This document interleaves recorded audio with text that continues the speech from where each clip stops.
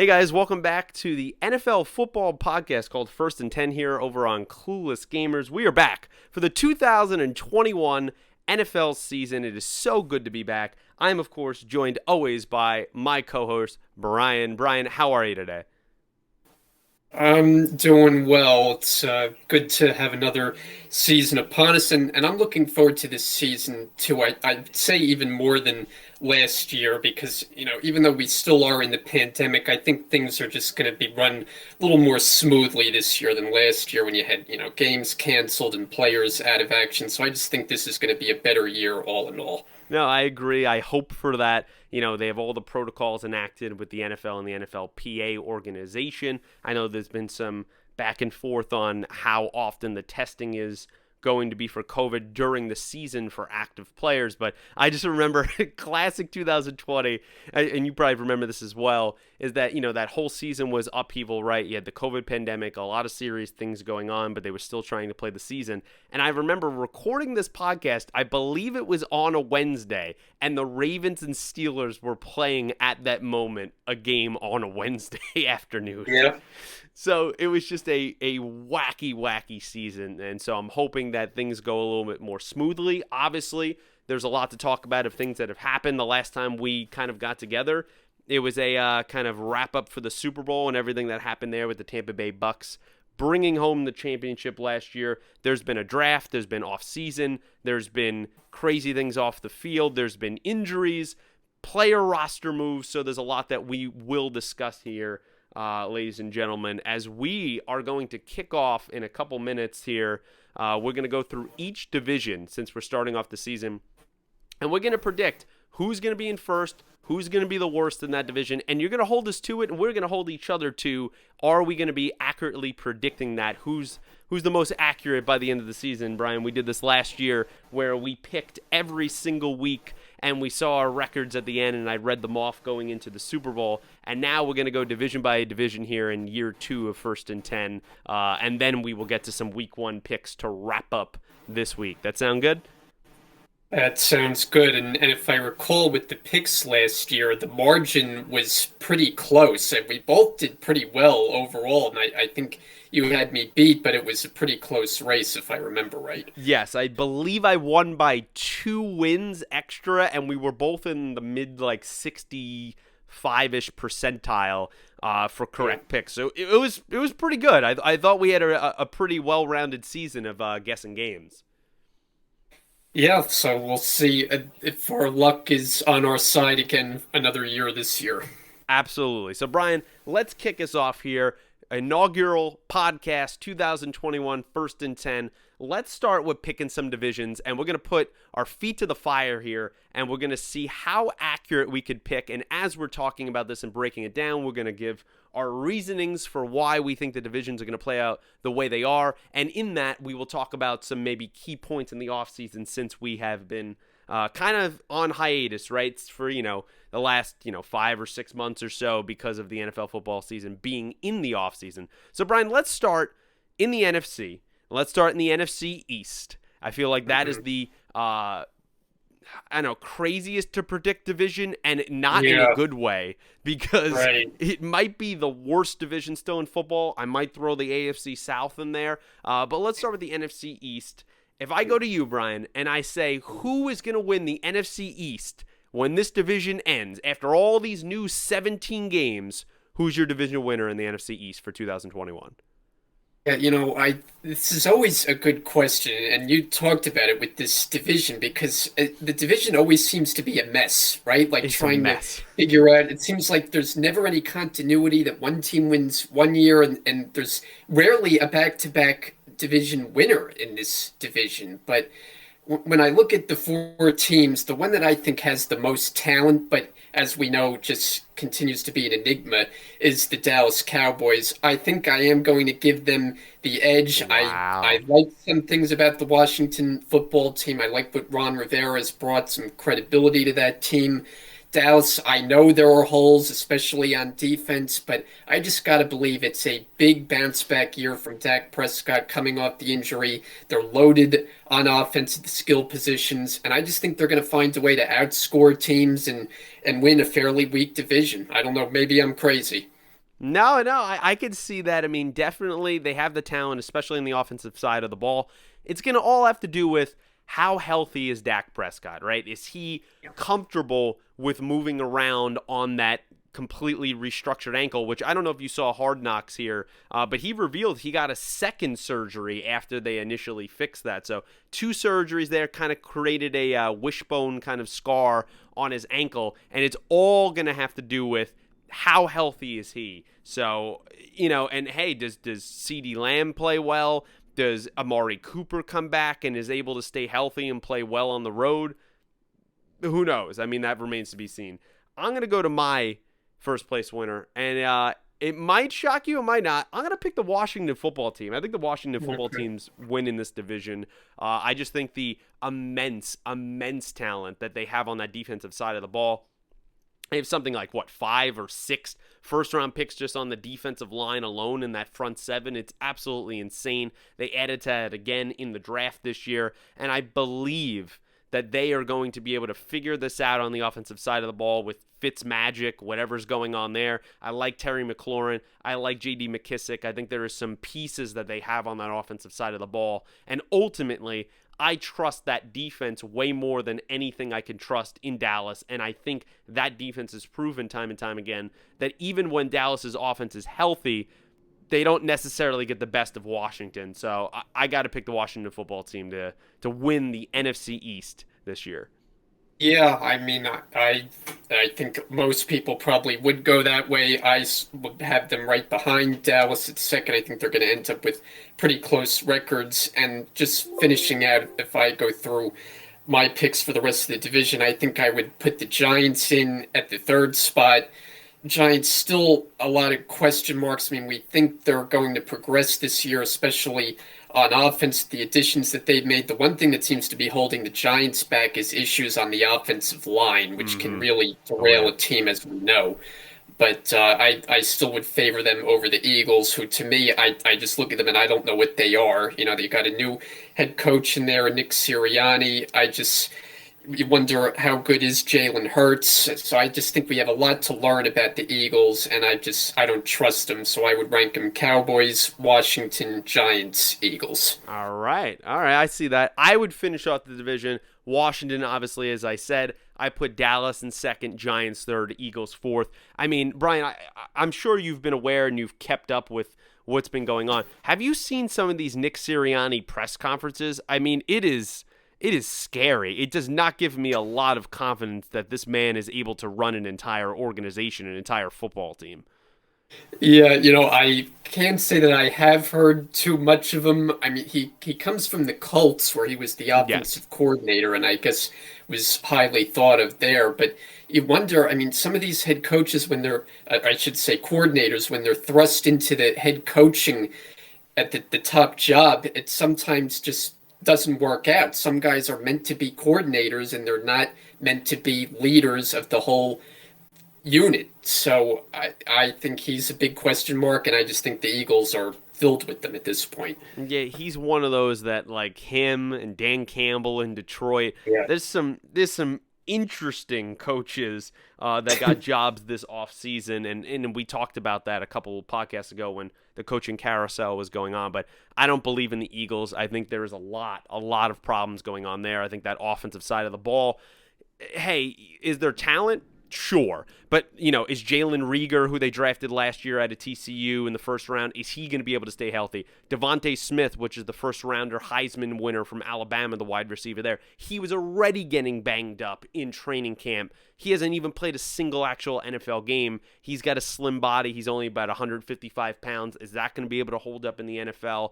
And ultimately, I think there's limitations on what Hurts can do. And so between that and that defense that I think could honestly be one of the weakest secondaries maybe in the entire league, and definitely one of the weaker defenses, I just don't see them getting out of the basement in the NFC East.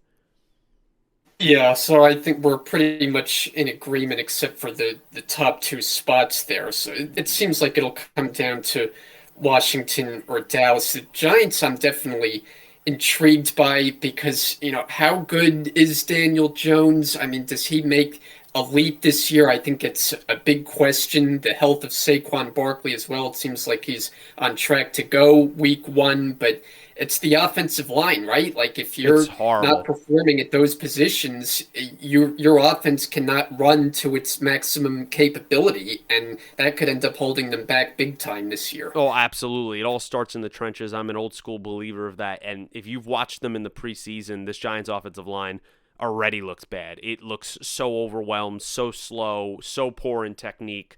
I feel for Daniel Jones. I know he's fleet of foot. He's got some mobility there. We've seen that when, he had the famous meme 80 something yard run that he ended up tripping and falling at the end Yeah. of it.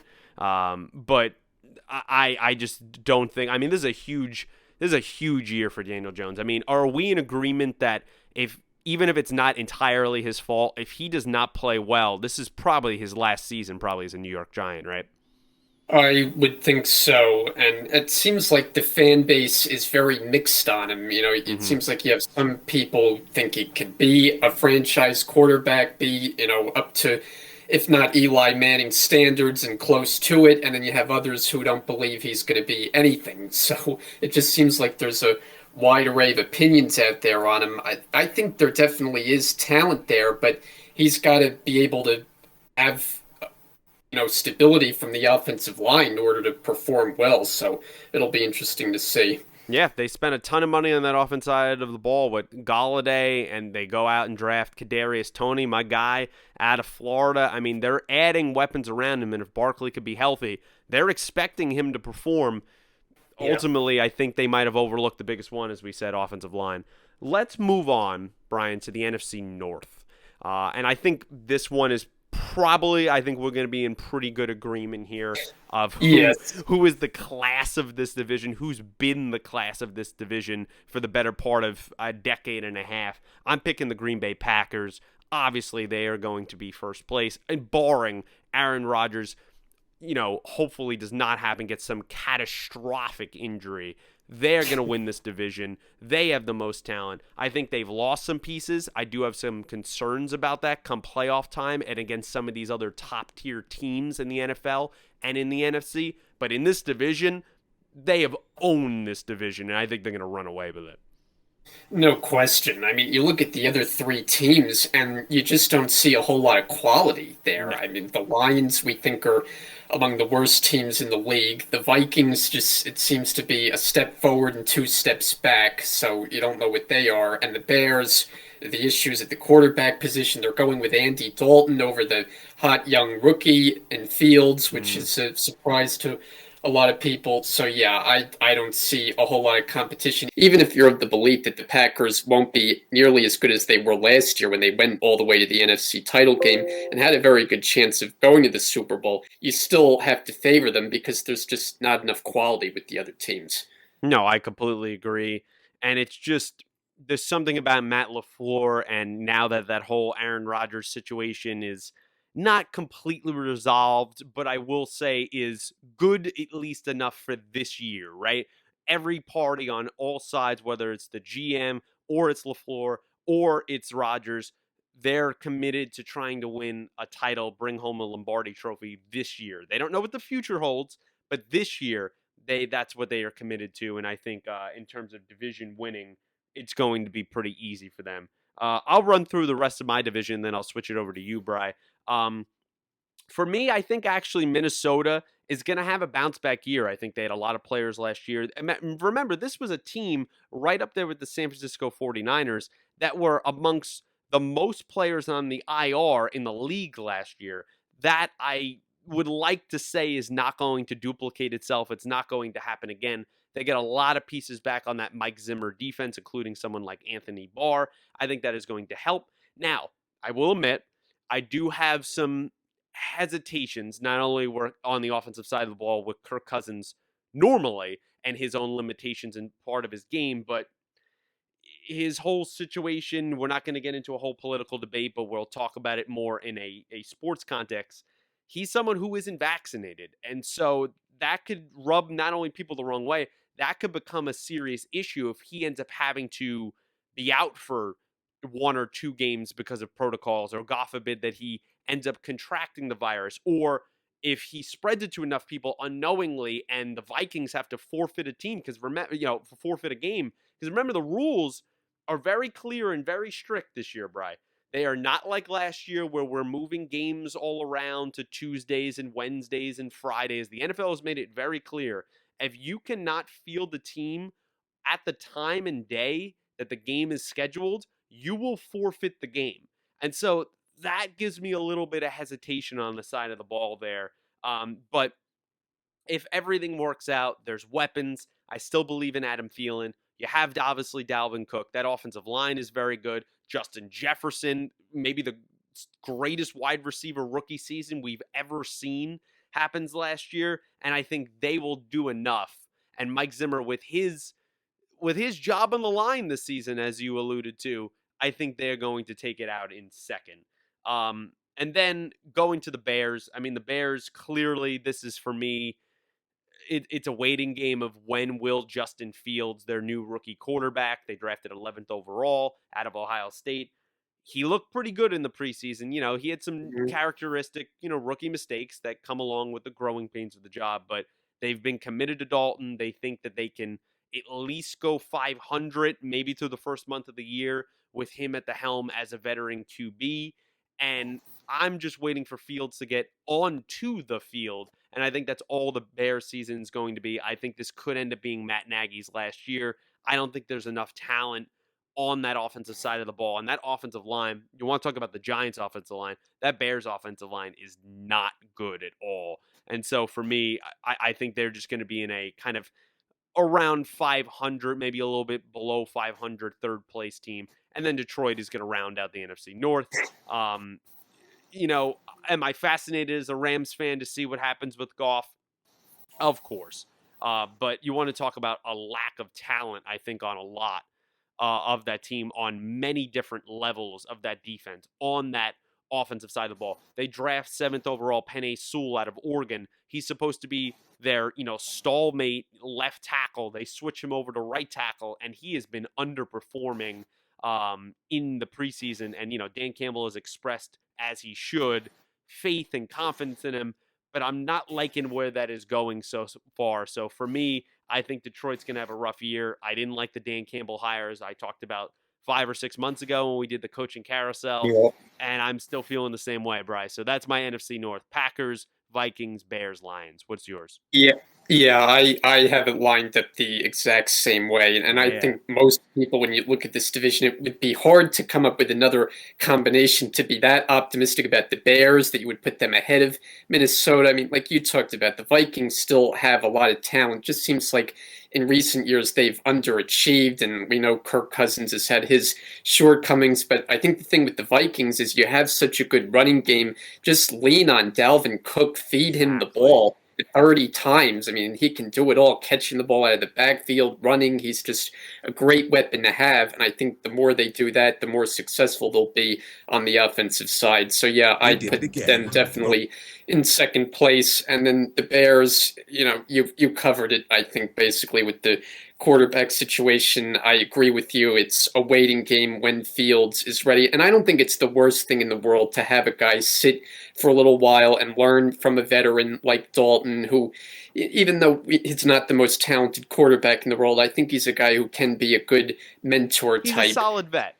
Yeah, exactly. And we saw what he did last year when Dak Prescott got hurt, and he was pressed into service and had his moments with the Cowboys. So it's not a terrible fit there, but I put them in third place. And then with the Lions, on Dan Campbell, you talk about bizarre press conferences from coaches. I think you got to start with him. I mean, I didn't even understand anything he was talking about in his introductory presser. Just kind of talking Bite those bizarre kneecaps, Brian. Bite those kneecaps.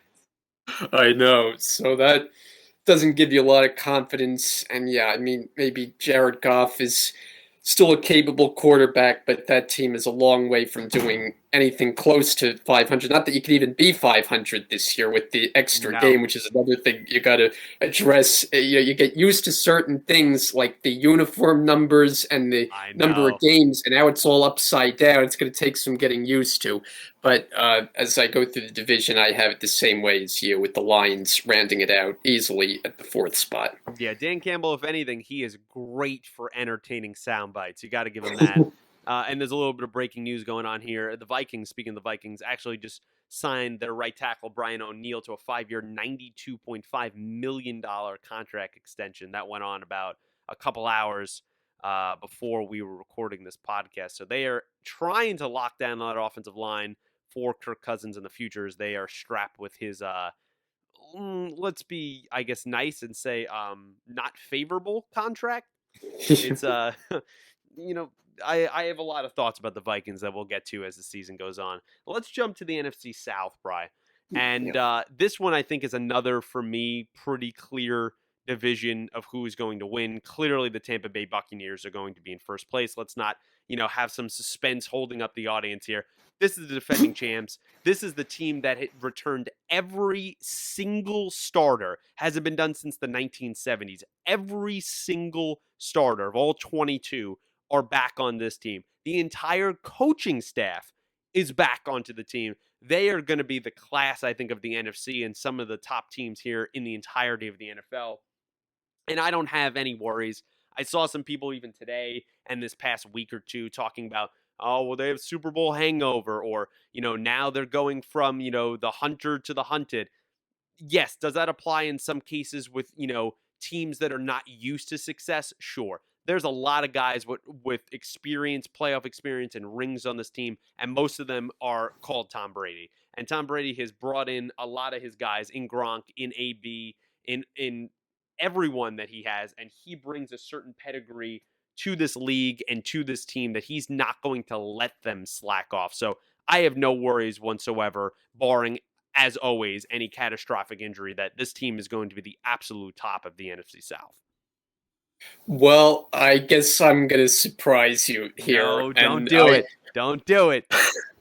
I hear what you're saying on the Bucks, and look, we know they're the defending champions and they're quarterbacked by Brady and all that, but I just can't get back to, he's now 44 years old, and I know for Tom Brady it doesn't seem to matter, but I just wonder at some point there has to be a little bit of a downturn, and we saw a downturn at the end of the New England run, and like, by the way, last year they were kind of inconsistent at points during the regular season. We know they kind of caught fire late and had their Yes. run into the playoffs and the Super Bowl, but it's not like they were a dominating team during the regular season. So I certainly expect them to be good, but I think they're going to take a little bit of a step back. I just see some leveling off here of Brady's play. I mean, what is he going to go on until he's 50 years old? Like, I just don't think they're going to be quite as sharp. And I look at the Saints, and I think they're still a very well-rounded team.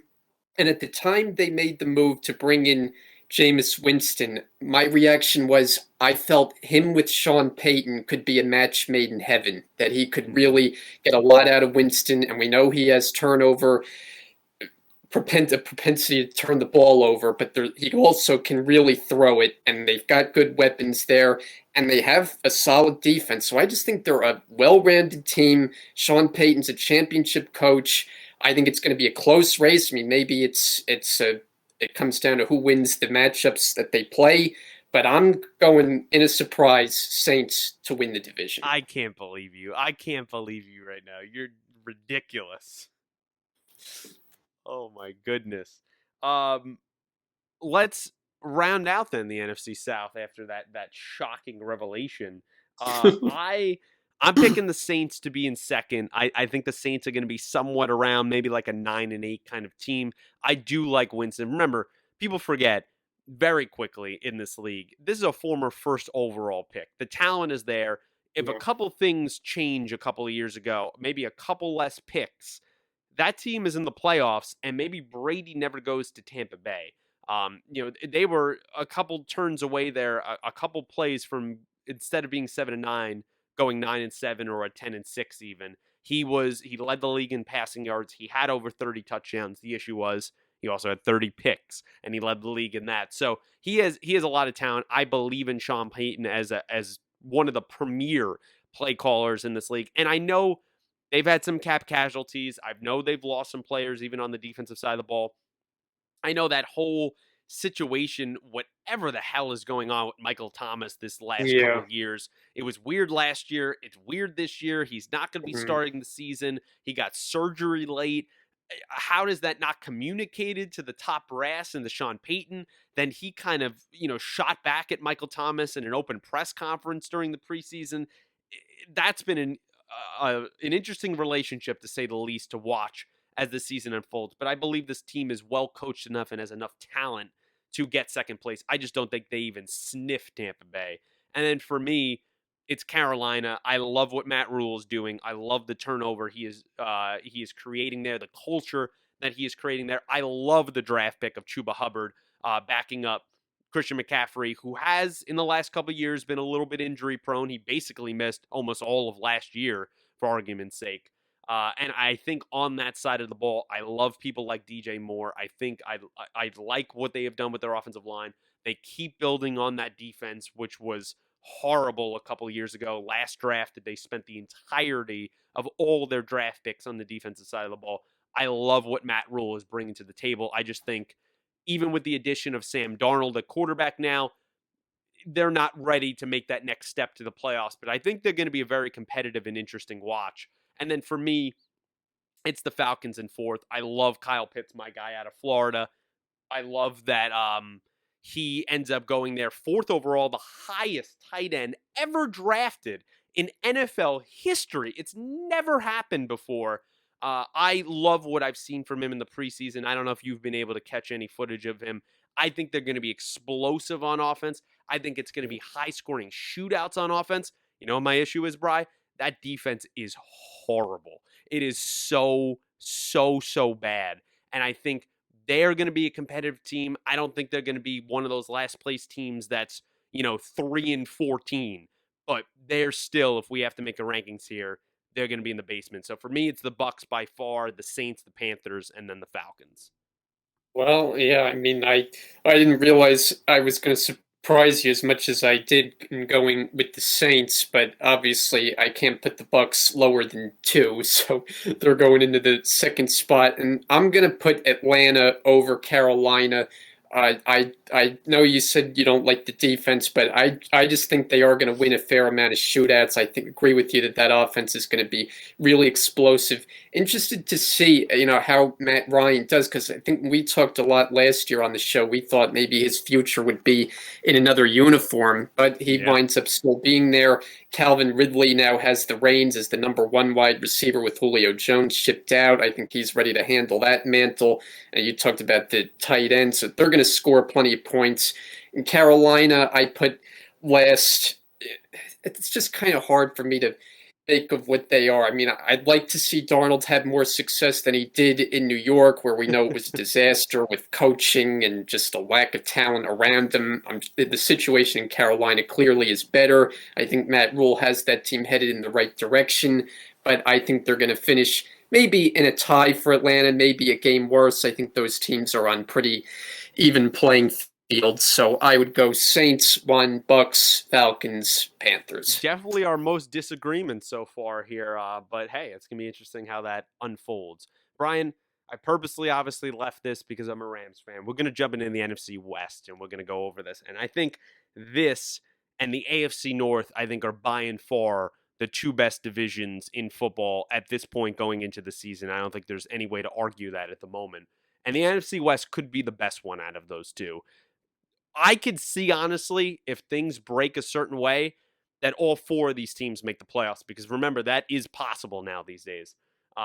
With 7 seeds, with 3 wildcard spots. Do I think that'll happen? No, but I think that is a possibility here. And so for me, I might surprise some people about this pick. I think the San Francisco 49ers are going to win this division. I think, as I mentioned earlier, the Vikings and the 49ers were the 2 teams that were banged up beyond belief. It was inconceivable I think they had Yeah. something like over 30 people on the IR at the same time at one point. Like, it didn't even make any sense how that was even possible. And I believe with everyone coming back healthy here, with a couple pieces being changed there, I love that offensive side of the ball. No matter if it's Jimmy G or later it's Trey Lance that they drafted, or they're doing a 2 QB system, which Kyle Shanahan is kind of sort of tipped his hand at. I believe in him as a play caller. I love this offensive line. Kittle, if he can stay healthy. You have Brandon Ayuk on the outside, Deebo Samuel. I think there are so many weapons and options here. And ultimately, a Kyle Shanahan offense, what does it do? Just like his dad, it's about running the football. They can run the damn ball down your throat. And I think they are not going to have the crazy season of injuries like they've had in the past. And I think between that and that stout defense, I think they are going to be able to win the division, particularly also because what has happened in this division? Kyle Shanahan has owned Sean McVay. And as a Rams fan, that hurts me. He has owned him. And I think in these close games, in these division games, which is ultimately going to decide who wins this all, I'm giving the nod to the 49ers to win the NFC West this year. Yeah, this is a fascinating division. I think, like you said, you could make the case for any of the four teams not only to make the playoffs, but to win the division outright. They're all quality teams. I guess I'll make the case for your football team at the top spot. And I hear you on the 49ers. I think I would have them second right now. But I'm going to go with the Rams Wow. just in the upgrade at the quarterback position. I just think is going to prove to be really fruitful. I mean, just seeing how hyped Sean McVay has talked up Stafford from the time of the trade, like he just seems giddy. He just seems like a kid at Christmas when he got Stafford. Just seems like his guy, and I just really believe Stafford's going to do well there. In Detroit, there was a lot of inconsistency. I've always been a Stafford fan and really think the issues in Detroit were more about the rest of the team, even though he had his own issues with turnovers and his own inconsistent play. I think he's an upper echelon level quarterback and will do really well in Sean McVay's offense. The weapons, as we talked before we came on today, I know you're high on the weapons they have offensively. Cooper Kupp, I drafted him in fantasy, so I'm hoping for a 100+ catch season from him. But yeah, I'm going to make the case for your team in a tightly contested division to take the top spot. Wow. Okay. So you having a little bit more faith than me. I'm not going to go crazy. I'm going to slide the Rams in the LA Rams at 2 for me. They're my second team. I think ultimately it comes down to, once again, division play. The Niners and Kyle Shanahan have owned the Rams. Well, you know what? The Rams and Sean McVay have owned Pete Carroll. And I think that is what it is going to end up coming down to, that, hey, I believe, in Seattle, I believe in that quarterback. I think he is the best quarterback, Russell Wilson, in the division.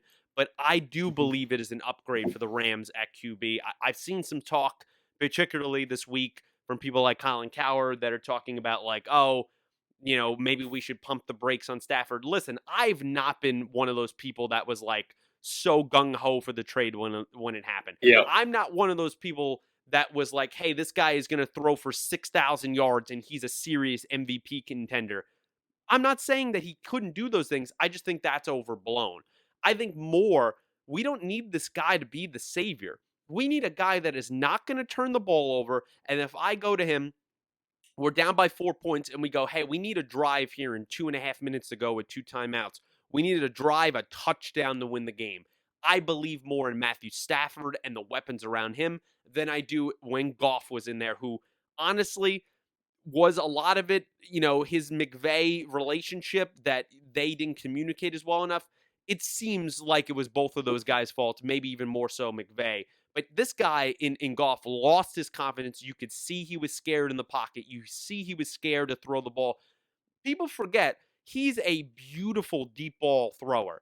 It's not like Goff does not have an arm. It was just that he just did not have the propensity to push the ball down the field anymore or make the correct decisions. And I think a couple of those division games last year, particularly the one against the Niners where Garoppolo is hurt and we're going against people like Nick Mullins and we can't even win the game. I think that is ultimately what sealed his fate. That and that horrendous pick where he threw it to 2 Seahawks up in Seattle. I still can't get that out of my brain that's in my nightmares. But I think they still have enough talent on that side of the ball that they will be the second team. All I will say is FYI to people listening, as a Rams fan, and we talked about this a few months ago, we have lost a lot of pieces, particularly in the coaching and front office this season. So take that with a grain of salt. Just saying. And then for me, I think in the number 3 spot, it's the Seahawks. I believe in Russell Wilson. I believe in the talent that they have on that offensive side of the ball. The two questions seem to be as they always have been in recent years. That offensive line, I don't believe in, always gets hurt, is not that great outside of Dwayne Brown. And then on the defense, I just don't think there's pieces. I love Bobby Wagner, but is Jamal Adams, can I count on him really to play a full 17 games? I don't know about that. Can I count on those corners to actually make plays and be disruptive? I don't know about that. And so I have them in the 3rd spot. And then in 4th, it's the Cardinals. I think the Cardinals will once again be very competitive. I'm still not sold on Cliff Kingsbury as a head coach, but I love Kyler Murray. I just think Yeah. their weird decisions of bringing in a lot of old guys like an AJ Green and a JJ Watt, and then banking on them to not only not be hurt, but also to be as productive as these guys were 5 years ago. I don't know if that's a great recipe for success. So that's how my division goes. It goes Niners, Rams, Seahawks, and the Cards.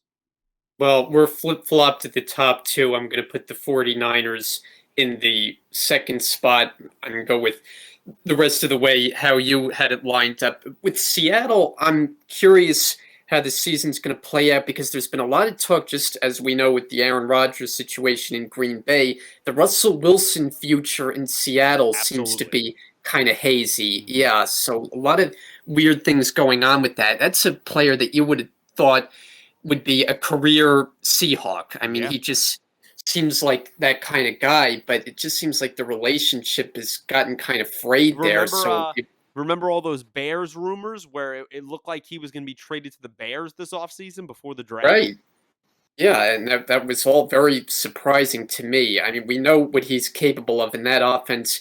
The offensive line issues don't matter as much for a team like that because he's just so good at escaping pressure and just running all over the place and making insane plays. I mean, it just seems like he's better than anyone at improvising at the quarterback position. And we know they have weapons. I mean, DK Metcalf really established himself last year as a beast, as a wide receiver. Yes. Big body, who can get down the field. I mean, he's just a load to handle. So the Seahawks are still a very good team, and I would have them 3. And then I'm with you on Arizona at 4, even though, like you said, would you be shocked if they made the playoffs? No, because there's still a lot of talent there, and Kyler Murray is an electrifying player, just so fun to watch what he does with his legs and can throw it, and he's got a legitimate number 1 in Hopkins. AJ Green, I was always a big fan of in Cincinnati, but he's had a lot of injuries. Be interesting to see how much he has left in the tank. So very fun division, as you know, seeing all those teams up close, but I'm with you outside of. We have the top 2 flip-flopped, and then I go Seattle and then Arizona. All right, Brian. Well, we picked all of the divisions for the NFC, so naturally, we got to pick the seedings here. We got to pick how we think this is shaping out for the playoffs. I'll start here. I think the number 1 seed in the NFC will be the Tampa Bay Buccaneers. I believe, as everything I've said, they have the most talent. I am scared of them the most, and that particularly that defense, I think, is going to just take off. It's not going to go through the growing pains that it did last year. They are poised and ready to destroy people. So I think they're going to be the 1 seed. For me, I think the Packers are still going to hold that 2 seed. I love Aaron Rodgers. I think offensively, I think he could be in for another MVP-like season. And so I don't know if they're as good as the Bucs. Probably not. And so that's why I'm going to put them in the 2 seed. But I would love to see a rematch there, maybe this time back in Tampa Bay. For me, the 3rd overall seed is going to be the San Francisco 49ers. I think they're going to be good enough to be around that, 12-5-ish range, maybe 11-6, because we beat up on each other there in the NFC West. So I think they're going to be the 3 seed. Naturally, Washington football team would be the 4 seed, as the division winners need to be the top 4 seeds. I think Washington's maybe around 10-7, 9-8. I don't know. It's that division's just, the NFC East is just not going to be good again. And then my wild cards, they're going to shape out like this. I think the Rams are going to get that fifth wild card spot. They're going to get the first one, the fifth seed. I think the Seahawks will get the sixth seed in that. And I think to round out the entirety of the playoffs for the NFC picture here for 2021, it'll be the Dallas Cowboys taking that last spot. So that's how it works out for me. How about you? Well, I'm going to go in the top spot with the Green Bay Packers. I just think it's going to be the Aaron Rodgers revenge tour, so to speak, after all that's gone on this offseason. We thought maybe he'd be the next host of Jeopardy. Yeah, that's why. That's why it's the revenge tour, because he wasn't the host. Exactly. So I'm going to go Green Bay 1. I'm going to put your football team in the number 2 spot. Then I'm going to go with the Tampa Bay Bucks at number 3.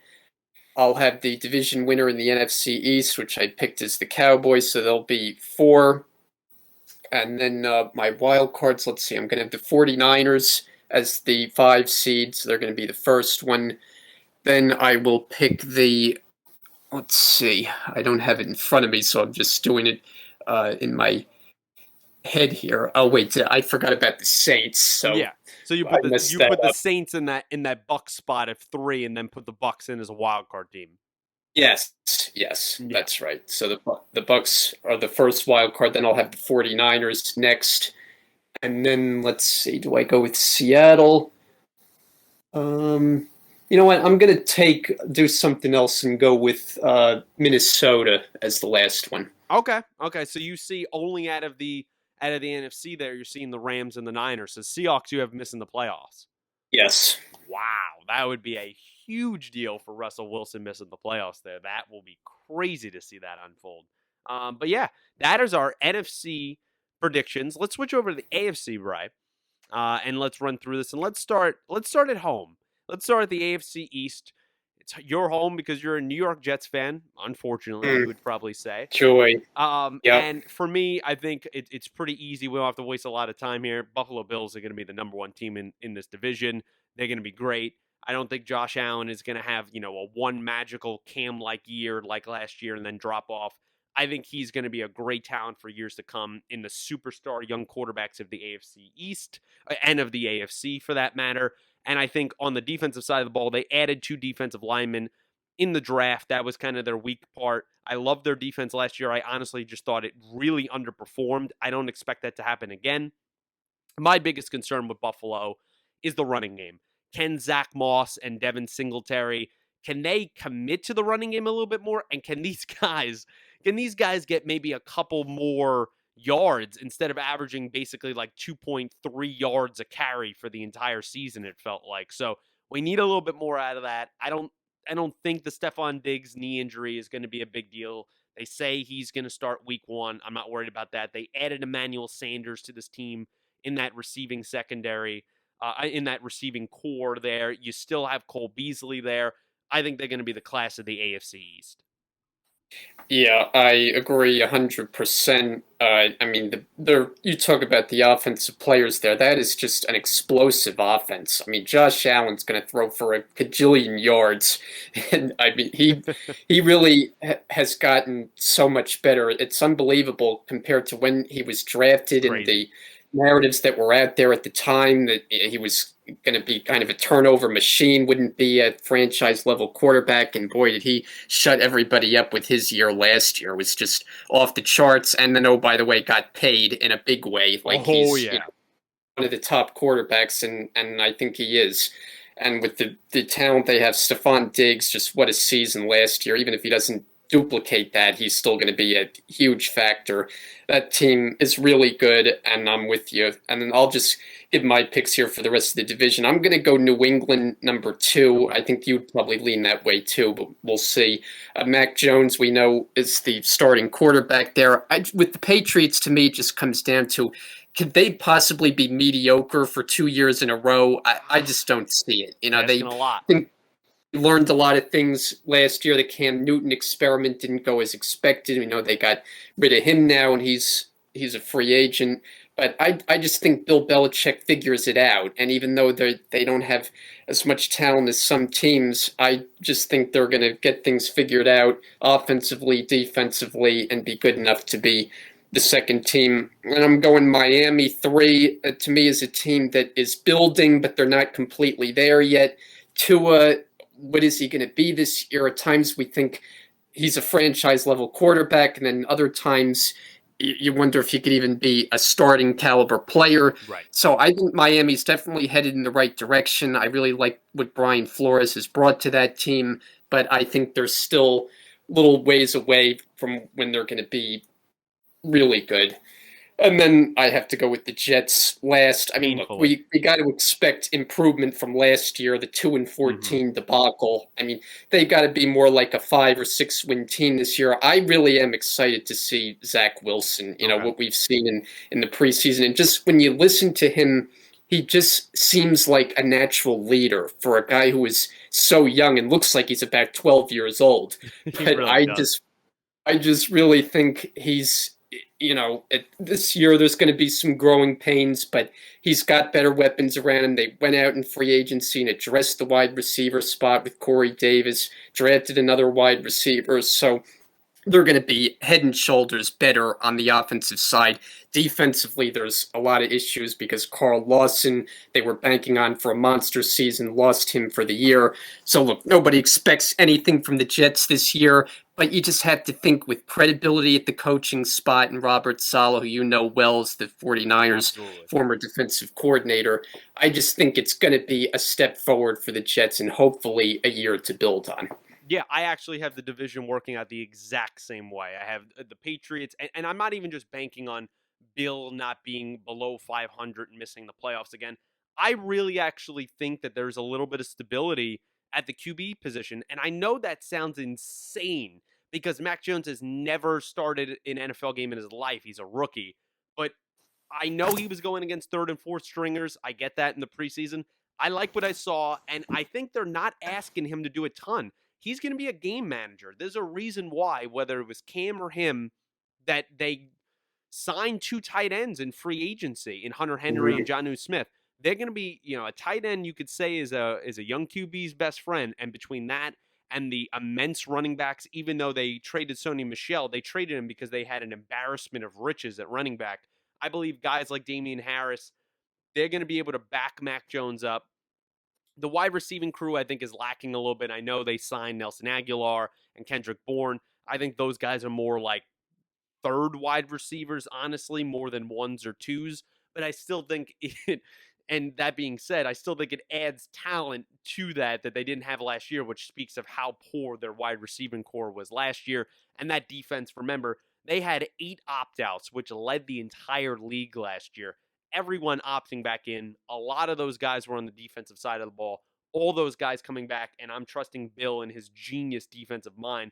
And also, if you look at the New England Patriots schedule, Bri, they play a lot of young QBs. And Bill loves embarrassing young QBs. And so I think that bodes well for him being in second place and being right there, making it interesting with Buffalo, maybe only being a couple games off.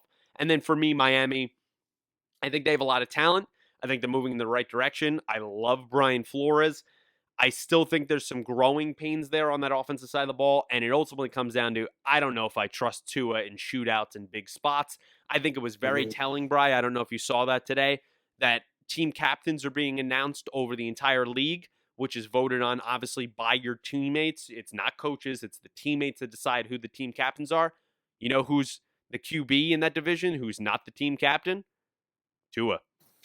I'm guessing it's Tua. It's Tua. Tua was not voted in his second year the captain of that team. I think that is... And guys like Trevor Lawrence and Zach Wilson are captains. Right. I think that is I understand Mac Jones wasn't named it as well, but you have to also remember he wasn't supposed to be the starter. The plan was for Cam Newton to be the starter, so I think that kind of threw everybody off. With Tua being in there the second year, knowing full and well the entire team knew that he was going to be the starter, despite the Watson rumors that were swirling around. I think it's pretty telling that he is not the starter, that the guys are saying, hey, show us a little bit. We don't believe in you as that guy yet. And then the Jets, I think, are going to be a little bit more competitive than they were last year. I mean, remember, hey, you came to LA and you beat us, which I said here on this podcast, I said was a good chance that was going to happen. but I think they're going to be a little bit more competitive. I think Wilson, there's something, I don't know if he's going to end up working out, but there's something about him where he has a little bit of energy, a little bit of spunk, some fire in Yes. there, which I think the Jets need. And I think Robert Saleh also provides that as well. So it comes down to that the Jets need a lot more talent. Am I concerned about the Mekhi Becton situation that he came in out of shape? Hell yeah, I am. And then he went into concussions and all that happened. You lost Carl Lawson, but I think they can still be a 4, 5, 6 win competitive team. I do agree with you on that. Let's switch over, Bri, to maybe up there with the NFC East, as I said, the worst division in football in the AFC South. This division is just not good.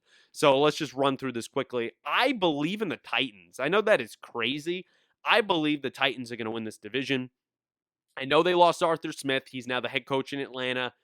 That is going to be something fascinating to watch, that Ken Tannehill still take those next steps or at least keep the same consistency without Arthur Smith, who I think it's pretty safe to say changed his entire career, really changed it and turned it around after the debacle in Miami. I still think there, you add Julio Jones, you have A.J. Brown, Derrick Henry, the monster that's behind there. There's some good defensive pieces there, especially in the secondary. I think the Titans are going to be number one when it's all said and done. Maybe not impressively, but I think they're going to win the AFC South this year. I agree with you, and you seem to think it's almost as a surprise that you're going with Tennessee. I think this team is clearly the best team in the division. I mean, I guess some people A lot of people are picking Indy. Yeah, there's a lot of questions there. At first, it sounded like Carson Wentz was going to miss like 6 weeks of the season. Now, I guess he's good to go for week he's one. Good for week one.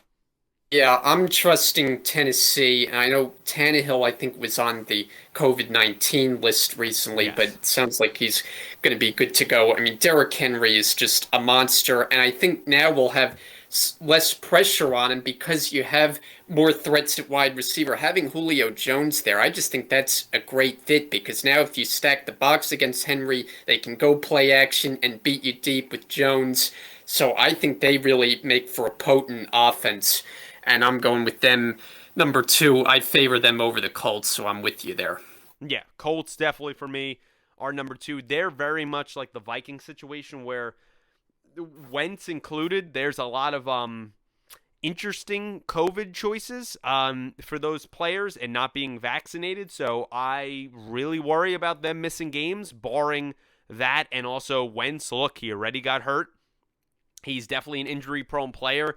Can he do 17 games? It's unclear. You know, Quentin Nelson ended up having the same foot injury. They're not sure if he is going to start week one. He's one of the best offensive linemen in the entire league. They're down really bad at left tackle. They're losing people left and right. I think they're down to like their third string left tackle, so I'm a little bit worried about that. T.Y. Hilton is out for the first at least 6 weeks. I know he's been a declining player, but he is still a key voice in the locker room and still a solid player for them. He's out with a back injury. Darius Leonard is another one that I believe is not unvaccinated. He's the leader of that defense. He's a fantastic player. I worry about him missing games. So I think there is a lot of question marks between COVID, injury related, and how well these new guys, particularly Carson Wentz, are going to gel. There's not a ton of weapons. I love Michael Pittman. I do believe he can be a great possession receiver in this league, a la maybe a poor man's Michael Thomas. But can he stay healthy as well, as he was banged up a lot last year? So I don't know if they're going to be able to make enough strides to win this division. So I'm still going Tennessee, Colts. Then for me, Jacksonville in a distant third.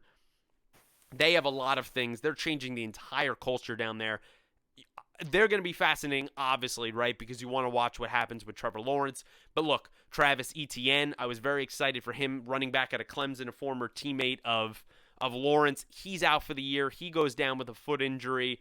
That offensive line isn't great. The wide receiving core is okay. You know, Chenault, there's some fascinating pieces there. Chark, that defense is horrific, Brian, I would say. I just think it's going to be really bad. So they might be entertaining more in the second half of the season when they figure things out, but I think they're going to be like a 4-win team. And then I don't know if you could even say a more distant fourth, but I think Houston is going to be the worst team in the league. They are going to be horrible. I mean, there is just, Tyrod Taylor, was announced this week. He's going Yeah. to be the starter. So Deshaun Watson is going to be a healthy scratch. So, Hmm. he's going to take up a place on the 53-man roster, but what are you going to do if you have QB injuries there? Then do you have to deactivate him to promote someone to the practice squad? That's going to be very confusing to watch. Yeah. I don't know if David Culley was really the right hire there. All these years later, after, he's probably one of the oldest coaches in the NFL. He comes from Baltimore. He goes there. I don't know if I believe in him as a head coach, and they just are missing so much talent on both sides of the ball. They are going to be bad. So for me, it's Titans, Colts, Jags, Texans. Yeah, I have it lined up exactly the same.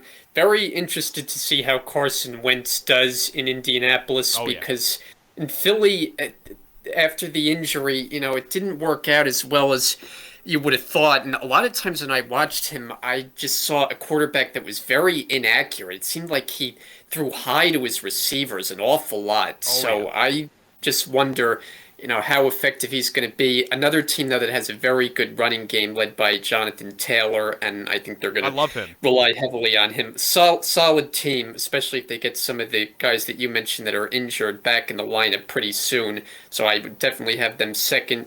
Jacksonville 3. I mean, this season for them is all about how Trevor Lawrence progresses, kind of similar to the Jets situation with Yes. Zach Wilson. When you take a quarterback that high, that's really what it's about. You give him the reins from the start, you let him grow, you build up the pieces as years go on, and you hope you've built a successful team. But both teams now are working their way from the bottom.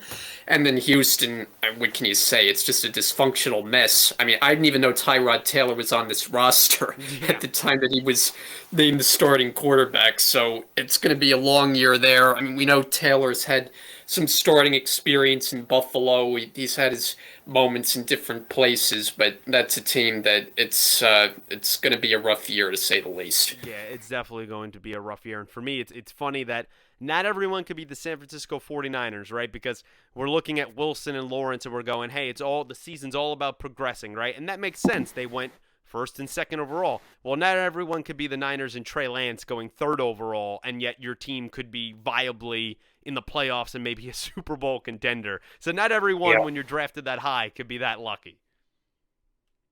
Yeah, exactly. And it just goes to show that certain situations, you go to a team where you have a well-balanced team, a foundation, so to speak, that's already been built, and that's can give you a chance to succeed as a plug and play right away. Yes, absolutely. Let's switch over, Brian. We got two more divisions to go. Let's switch over to the AFC North.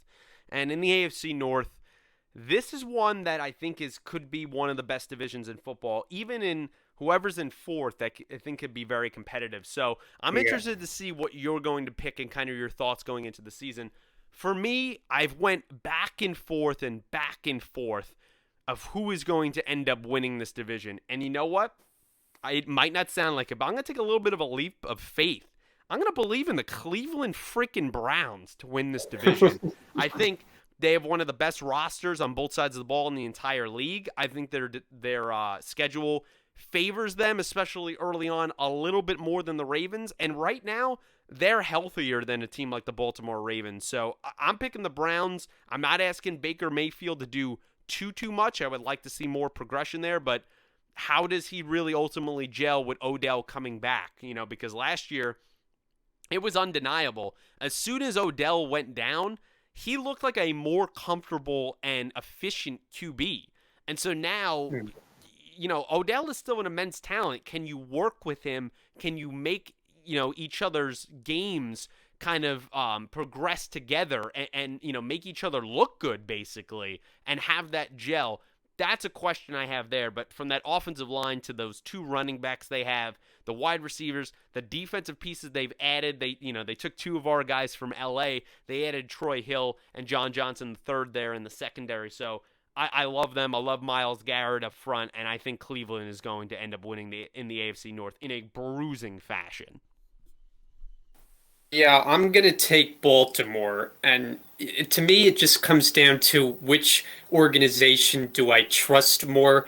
And while I may agree with you that the Browns, pound for pound, may have more talent both sides of the ball, I just trust the Ravens organization and John Harbaugh and what they built for a long time there, that they consistently get it done year in and year out. And I think it is going to be a very big year for Lamar Jackson. I know they lost the running back J.K. Dobbins, a little concerned about that, but Gus Edwards, I think, is a viable fill in there. They've got good weapons at wide receiver. Mark Andrews, we know how good he is as a red zone target. Offensive line can always protect the quarterback there. So I just think they're a solid organization. Le'Veon And Bell I'm giving them latched the on edge over the yesterday. Browns, who I just look at and say there's a potential for a combustible situation there, that I just look at them and say Baker Mayfield can start to have struggles, and then he can kind of sulk, and it just can kind of snowball. That's just what I see with the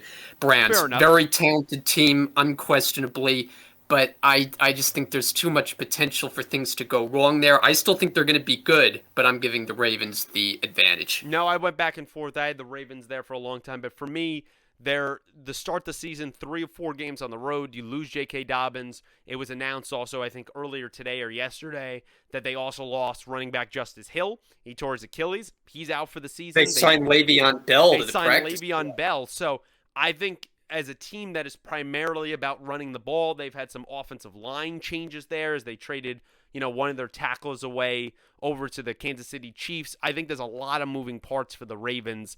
That's why they're my second team. They're in second. I would not be surprised if they win this division. I think they have sometimes a psychological edge over Cleveland in those matchups, even though Cleveland has pulled out 1 or 2 victories over the years. But I think the way that their schedule sets up, the injuries they have, I think they're fighting an uphill battle. So for me, I think they'll be a threat later in the season. But ultimately, I think the way it's going to start off and all those injuries at the wide receiver position that have been compiling as well, I don't know if they can edge Cleveland. And then for me, one of the weirdest teams in the entire NFL is the Pittsburgh Steelers. They're coming in at third place for me. I don't know what to make of them. If they made the playoffs, I wouldn't be too shocked. But then at the same time, I just don't see it happening. They have the second hardest schedule in the entire league. And I just don't love them on the offensive side of the ball. I just don't. Can Najee Harris that they drafted there in the first round out of Alabama, he's a great piece. I love Najee Harris. I just don't know if he's going to be enough. I don't trust that offensive line too much.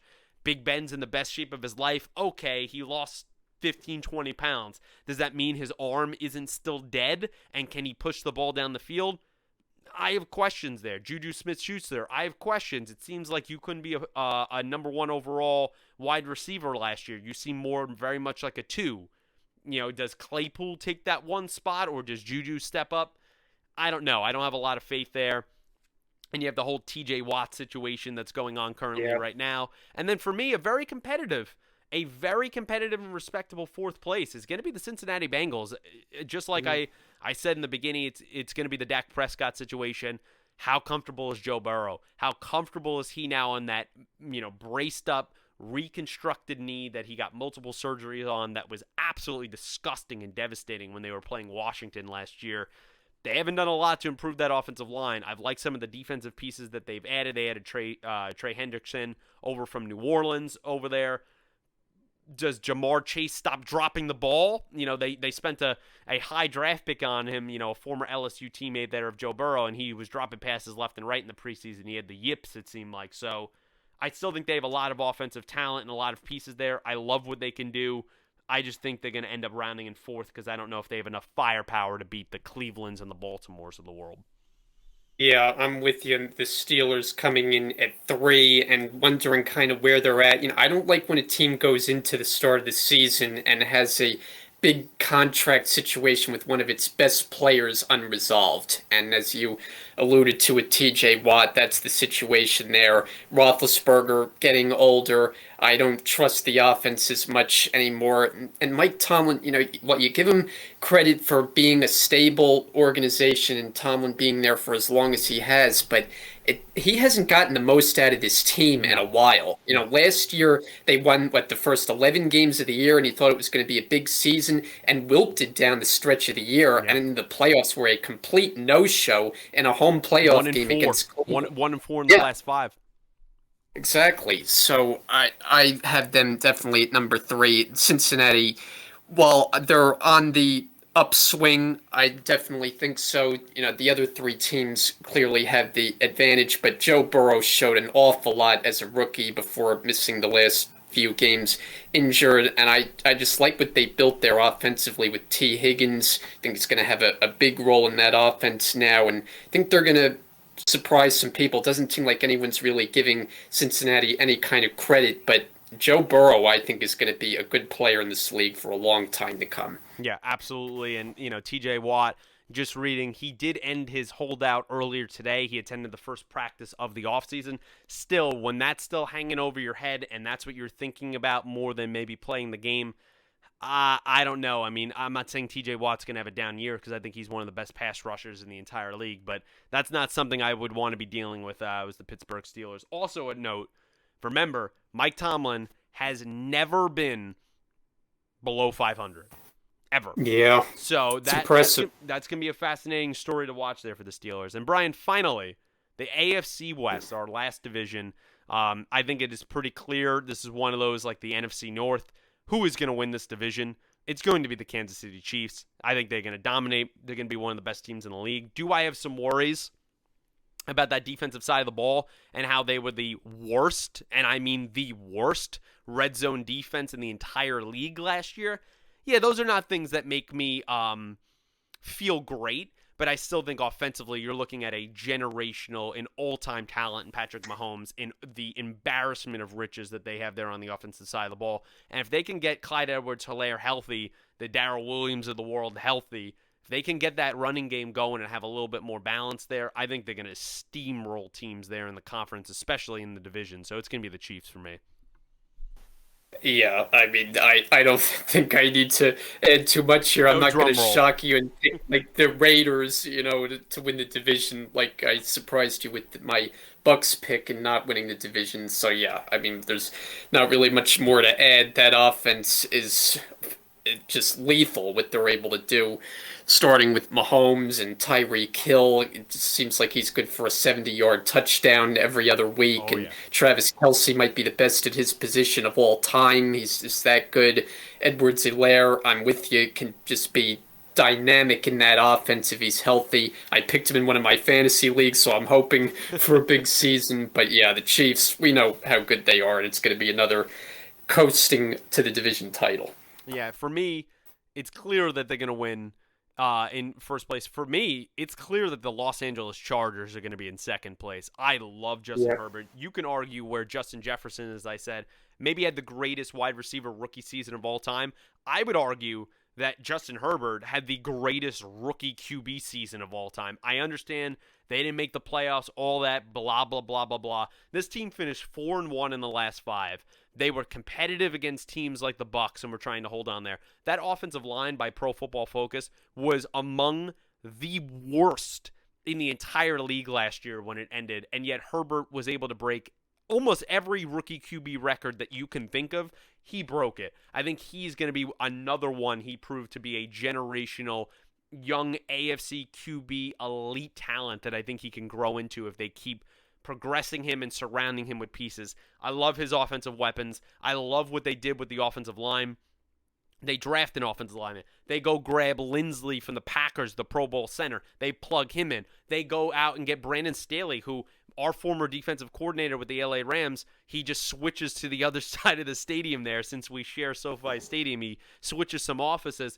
I think he's going to be a really good football coach. And the guys talked about last year as a Rams fan, they talk about on the defensive side of the ball, he's a goddamn genius. Like, he knows what he is talking about. And I think he's going to do wonders because for me, even in the Phillip Rivers years, the defense has been the problem. Like, since, a junior Seau, I mean, who has really been an anchoring point there that has been consistently on the field and not hurt every single year? And so getting someone like, Brandon Staley to right the ship there on defense and get the most out of your Ingrams and your Joey Bosa's, that is going to be key to making this team go. So I'm going to put the Chargers in second. I might surprise you a little bit here. I'm going to put the Broncos in third place. I think stability is what they need. Drew Lock might be a more, high-powered talent. He has a huge arm, but you know what? He's turnover prone, and I think Teddy Bridgewater is going to right the ship there a little bit with stability. They got your KJ Hamlers and your Suttons and your Jerry Judys, and they drafted Javonte Williams out of North Carolina at running back. You add that in with Melvin Gordon still there. They have a good offensive line. That defense is fantastic. They drafted in the first round Patrick Surtain the second. You saw him making pick sixes there in the preseason. He looked fantastic. I think they're going to be a scary, scary defense, and I think Von Miller's going to have a bounce-back year along with Bradley Chubb. So for me, they're in third place, and then in fourth, it's the Las Vegas Raiders. I have no idea what's going on there. I understand Gruden is probably good through this year, even if they have a losing year. I think if they have a losing year, I think the scapegoat's going to be GM Mike Mayock. He came out and said, hey, we have to make the playoffs. Well, newsflash, bud, I don't think you're making the playoffs. And they're over there cutting third-round picks from this year that they just drafted. There's a lot of chaos and there's a lack of clarity, including, which I think we talked about before we left last time, they dismantled that offensive line and traded or released everyone in the world on the offensive line. So I'm praying and fearing for Derek Carr's life this season. Yeah, I have it lined up the same way. So in the AFC, we seem to have more agreements than on the NFC side, where there were some different picks. But yeah, Chargers number 2 for me. We both talked a lot last year about how high we were on Justin Herbert. I mean, he just looks the part at the quarterback position. He's fun to watch, and he's got all the weapons he needs around him. So that team could be really dangerous. I'm with you on them at number 2. I agree with you on the Broncos. There's a lot to like about that team, and the decision to go with Teddy Bridgewater, I think, a sound one, because we saw that he brings, like you said, stability to the quarterback position. And even though he might not be spectacular, he was solid in Minnesota, solid in Carolina, didn't really get much of an opportunity in New Orleans, but I think he is going to do a good job there. And like you pointed out, with the good wide receivers he has around him, that team's pretty well balanced. If they made the playoffs, it wouldn't be an absolute shock in an AFC where there are a lot of question marks after the big teams. And in the Raiders, I'm with you. Like, there's certain teams that you go to and then you're like, what are they? And that to me is the Raiders. Like, what is Derek Carr at this point? John Gruden, the whole thing with the 10-year contract was just absurd at the time that he got as many years as he did, and it just doesn't seem like it's going too well there. So yeah, I don't know what they are, and the other teams, clearly I just have a better idea of what they are, so I'm going Raiders last. Fair. And let's go over the AFC picture real quick here. For me, it's going to be the Kansas City Chiefs as number 1. I think they've proven that every year until someone can knock them off their spot. Remember, they dismantled the Buffalo Bills in the AFC Championship, so I still think they're going to do that again. That being said, I think Buffalo could challenge them once again at the 2 spot. I think they're going to be the second team fitting in there. For me, Cleveland will be your 3rd team as the 3rd overall seed. I think they are going to have a great record in that 11-6 kind of ish range. And then the Titans, obviously, winning the AFC South, will be in your 4th spot. Your 3 wildcard teams. Now, this is where it gets fascinating, and I've debated back and forth of what I want to do here. I think the Ravens will get healthy, and they will be the first wildcard seed in there, kind of competing with Cleveland all season. So they're slotting in at my number 1. At this spot, and this might surprise you a little bit, the New England Patriots, I think, are going to make the playoffs. I really do. And so I'm putting them in as the 6th seed. I think that's going to be a fascinating thing. And now this is the one that I've went back and forth on. Do I want to go LA Chargers, or do I want to go Indianapolis Colts? And believe it or not, I'm going to pick the LA Chargers. I just have not loved what's going on there in Indy. I don't trust Carson Wentz right now, and all the things going on injury-wise, COVID-wise, everything that's happening in Indianapolis. And would I be surprised if they snuck into the playoffs? No, not really. I think they're a very well-run organization, but I'm drinking the Chargers Kool-Aid a little bit, and I think the stride here is they're going to eke into the playoffs as the 7th seed. Yeah, I think I agree with you on a lot of picks here. Chiefs is the number 1 overall seed. I would go Buffalo number 2. Where we differ is because we had a different choice Right, right. in the AFC North. So I'm going to put the Ravens as the number 3 seed. Then I'm going Tennessee at 4. And then I go with 3 wild card teams. I'm with you on New England, so I'm going to put them as the first wild card at number 5. Cleveland, I think, is going to have a little Hmm. more issues than people think, so I'll put them next at 6. And then I'm going to have the same pick as you for the last spot and take Justin Herbert in his first playoff appearance with the Chargers as the last wild card. All right, so we definitely are in way more agreement in the AFC than we are in the NFC. And guys, I'll post all the timestamps down below for you guys to follow along there and even post our final rankings. Brian, since we're short on time, we're not going to talk a lot about the analysis at all of picking week one's games as if the NFL season kicks off tomorrow night. 8:20 on NBC. We have the Cowboys visiting the Super Bowl champion Tampa Bay Bucks. We're just going to run through the picks, Brian. We'll talk about this more next week when these games conclude. That sound good? Yeah. All right. So for me, I'm taking the Bucks, right? I think that's pretty obvious, right?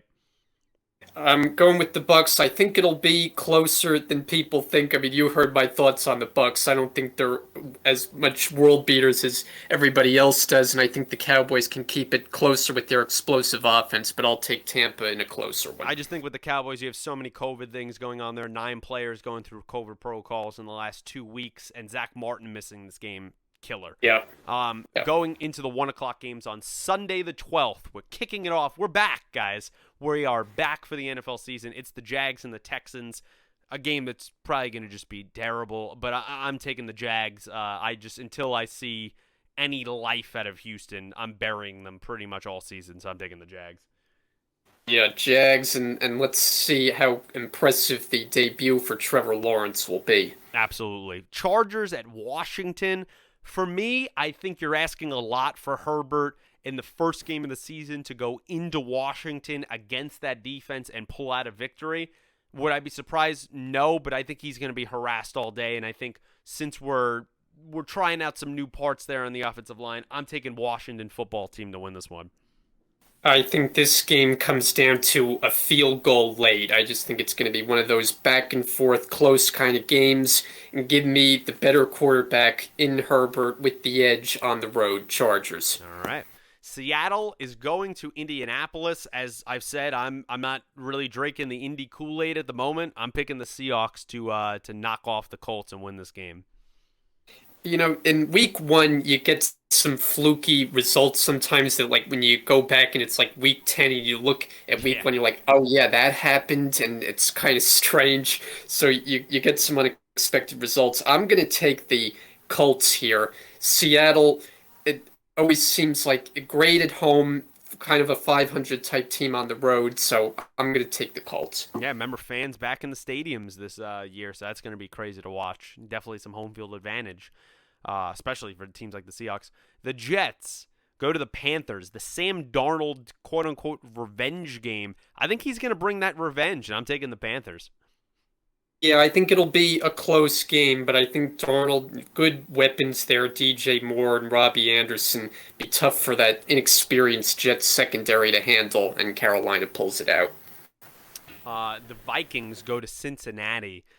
This is a game that I'm kind of back and forth on. I don't know what's going to happen here. I think there's a lot of new pieces in Cincinnati, and so for that reason, I'm taking Minnesota to knock off the Bengals week 1. Yeah, I think they ride Dalvin Cook to a big game and take it on the road. The Cardinals go to the Tennessee Titans. I like Kyler Murray. I really do believe in him, but I want to see this new look Titans offense, and I'm going to trust that Ryan Tannehill is all good. He's all good for week 1. I want to see him ball out with Julio Jones, so I'm taking the Titans. Yeah, the balance of the Titans is going to be tough to beat. They're tough to beat in their building the last couple of years. Mike Vrabel has really built something good there. I think they get off to a good start again. Yeah, I love him as a coach. The Niners go visit Detroit. I think this game is not going to be close. I'm taking the Niners. Yeah, Niners. It's funny when you think of this matchup, what I think of is years ago, the handshake between Jim Caldwell and Jim Harbaugh when he was the coach of the 49ers that went wrong. So that was obviously a long time ago, but yeah, it's not even close, 49ers. Yeah, it's funny that's what you remember, right, in this matchup. That's how bad the lines have been. And then the Steelers go to Buffalo. I think this actually could be a fascinating, interesting, high-scoring game, but I'm picking the Buffalo Bills. Yeah, Josh Allen, too many weapons. I think he has a big game at home, first game with the new fancy contract, and the Bills roll. Yeah, and that place, those fans are nuts, as you know. Having them all back in the building, I think the atmosphere is going to be electric. And then the final 1 o'clock game is the Philadelphia Eagles against Atlanta. A matchup a few years ago, these teams were playing in the playoffs. It felt like every single year. That ain't the case these days, but I'm taking the Atlanta Falcons to win in the Dome. I think they're going to show out here in week 1. Yeah, Battle of the Birds. I'm going to take the home team, Falcons. The 425 games kicks off with the Cleveland Browns going to the Kansas City Chiefs, a rematch of the AFC divisional round last year where Mahomes went out, remember, famously in that third quarter, and they were still able to pull it out. I think it's going to be an excellent, excellent game, but I'm riding with the Chiefs in this one. Yeah, I'm with you. I think there's going to be a lot of points scored both ways there, but it's just tough to win shootouts with that Chiefs offense. And by the way, like Andy Reid in September, his record is just It's off insane. the charts. So at week 1 in particular, so yeah, Chiefs. Yeah, his record in week 1s and his record off buys is crazy. I think, honestly, this game for me is like game of the week potential. I think this is the game I'm looking at. Yep. The other 425 game is the Packers going to the Saints. This would have been great a few years ago. Rodgers, Breeze has, moved on, has retired. In that dome, I think it's going to be, is it going to be played in New Orleans? It seems like it's going to be, but obviously they went under the effects of Hurricane Ida, and so they were wondering if they were even going to be allowed to play there. I think with all that uncertainty, everything that has happened, the new look offense under Winston, I'm going to pick the Packers to kind of comfortably win in New Orleans. Yeah, I went back and forth on this one. I am going to go Green Bay. The game actually was announced to be played in Jacksonville, so Okay, they're so it not was. playing it in the dome. Yep, so it's going to be a neutral site. If it had been played in New Orleans, I might ride with the Saints, but neutral field, we talked about Rodgers, how big of a year we think he's going to have. I'm going Green Bay. Yeah, and obviously all our thoughts and prayers out to everyone down there that was affected by Ida. We were hit very bad too. Was not fun. The 425, another game, is the Broncos of the Giants. Could be a fascinating game here. I don't really love that Giants offensive line, so part of me really, really wants to still pick them, though, because they're at home. But I'm taking Denver. I think that defense is going to harass poor Daniel Jones all day, so I'm taking the Broncos. Yeah, and you have offensive line issues, and you're going against some fearsome pass rushers like Von Miller and company. It's going to be no fun. I'm with you, Broncos in a close one.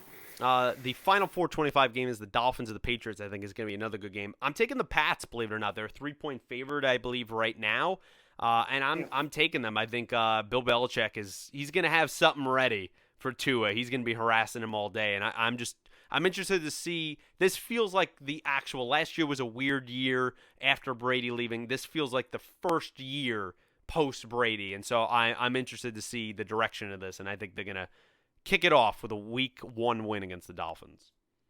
Yeah, I think one of the themes is that you and I are both higher, as we talked about in our preview, on the Patriots than we are the Dolphins, so it would be kind of against conventional wisdom to go against the Patriots here, even though the one team they do seem to struggle against at different points through the Brady era anyway was Miami, but I'm going Patriots. I think it's going to be a bounce-back year for them, and they get off to a good start. The Sunday night game is the Bears going to my LA Rams. I've kind of, believe it or not, I'm not as high on the Rams here against the Bears. We've had some interesting matchups over the years. If you remember in that Super Bowl run where we lost and scored, I think a grand total of 6 points on Sunday Night Football in Chicago. However, I think with Andy Dalton QBing there, I think that's more of a predictability factor than Justin Fields, and I think the Rams are going to pull this one out here on Sunday night. Yeah, well, my thoughts on the Rams winning the division, Stafford there, I think it's going to be a big year. You have some people talking MVP. I'm not going that high, but I do think it's going to be a quality offense and a quality team, and I think they're going to beat up on the Bears Sunday night. I can't wait to watch, man. I'm so glad football's back. And the final game on Monday Night Football on September the 13th, which is weird because usually week ones have 2 Monday night games. Only one this Yeah. year. And it is the Baltimore Ravens going to Las Vegas.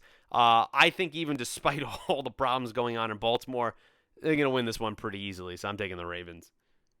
Yeah, I mean, you talk about how sometimes you get some fluky results, so it wouldn't be a shock No. to if the Raiders won, especially because last year they had some good wins, especially at home. But I am with you on the Ravens and Lamar Jackson carrying the way to a win. Yeah, remember when they beat the Saints in week 2 and that was a huge shocking upset? Right, yep. Yeah. So, guys, that concludes week 1, our inaugural 2021 First and 10 podcast. I would like to thank my co-host, Brian. Brian, thank you so much for joining us. Thank you. It was a lot of fun, Pete, and look forward to a whole season here of the show and what we hope is going to be a really good season to watch. Really happy football's back. I'm happy football's back, and I'm happy fans are back in the stands. Thank you so much. Yeah. It's great. I'm so looking forward to football, and I'm so looking forward to recording this podcast with you every single week. Guys, if you've listened this far, we greatly appreciate it. We know it's a long line. We had some technical issues, but we'll figure it out and post. That's what they always say, right, in the industry. I will talk to you guys down below. Like the video, subscribe channel, share with your friends if you'd be so kind. And until next week for the First and 10 NFL football podcast about week 1, thanks for watching.